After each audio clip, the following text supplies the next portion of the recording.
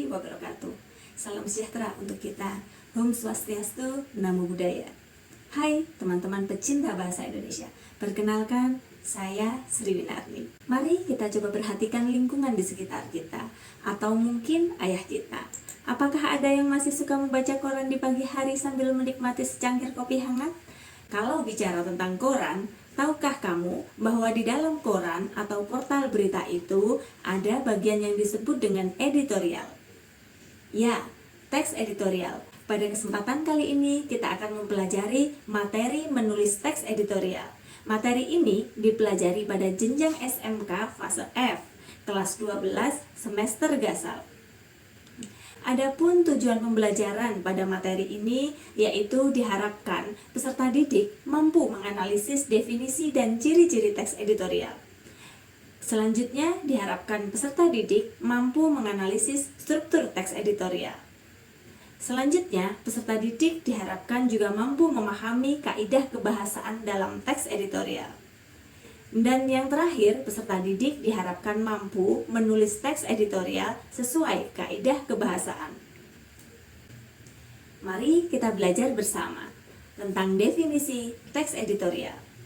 Teks editorial adalah teks yang berisi pendapat pribadi dari redaksi terhadap suatu isu atau masalah aktual. Isu bisa meliputi masalah sosial, masalah ekonomi, juga masalah politik.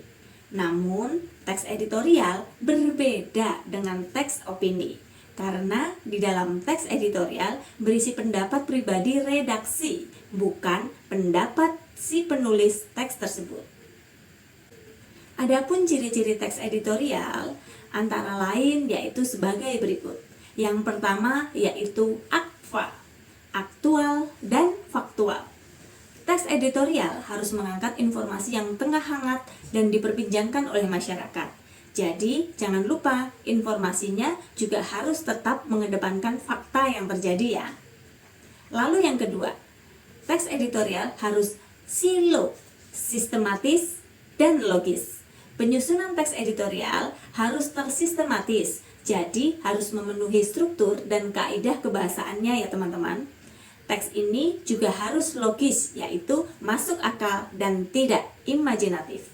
Lalu yang ketiga yaitu argumentatif. Nah, seperti yang sudah saya sampaikan tadi, bahwa teks ini berisi pendapat pribadi dari redaksi. Jadi, teks ini mengutamakan argumen-argumen yang ada dalam sudut pandang redaksi. Struktur teks editorial. Struktur teks editorial terdiri dari 3 bagian, yaitu pernyataan pendapat atau tesis, lalu ada argumentasi, lalu ada penegasan ulang. Nah, pernyataan pendapat atau tesis berisi sudut pandang penulis terhadap permasalahan yang diangkat. Jadi, berupa pernyataan atau teori yang akan diperkuat oleh argumen-argumen. Lalu yang kedua, argumentasi. Argumentasi ini merupakan bentuk alasan atau bukti yang digunakan untuk memperkuat pernyataan tesis. Jadi, bisa berupa pernyataan umum dari data hasil penelitian atau pernyataan para ahli atau fakta-fakta yang dapat dipercaya. Lalu yang ketiga, penegasan ulang. Nah, penegasan ulang ini berisi penguatan kembali atas pendapat yang telah dituangkan oleh fakta-fakta dalam bagian argumentasi. Adapun kaidah kebahasaan teks editorial, yang pertama yaitu adverbia. Adverbia merupakan kata keterangan yang ada dalam teks editorial. Lalu yang kedua yaitu konjungsi. Konjungsi merupakan kata hubung. Biasanya banyak ditemukan konjungsi antar kalimat seperti bahkan, malahan, dan sesungguhnya. Yang ketiga yaitu verbal material. Merupakan kata kerja yang menunjukkan perbuatan fisik atau peristiwa. Contohnya memprovokasi, memilih, dan memihak. Lalu yang keempat yaitu ada verba relasional. Verba ini merupakan kata kerja yang menunjukkan hubungan intensitas.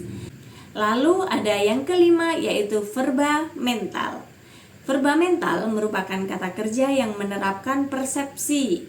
Nah, Setelah tadi kita mengetahui struktur dan kaidah kebahasaan, sekarang kita akan belajar tentang cara membuat teks editorial.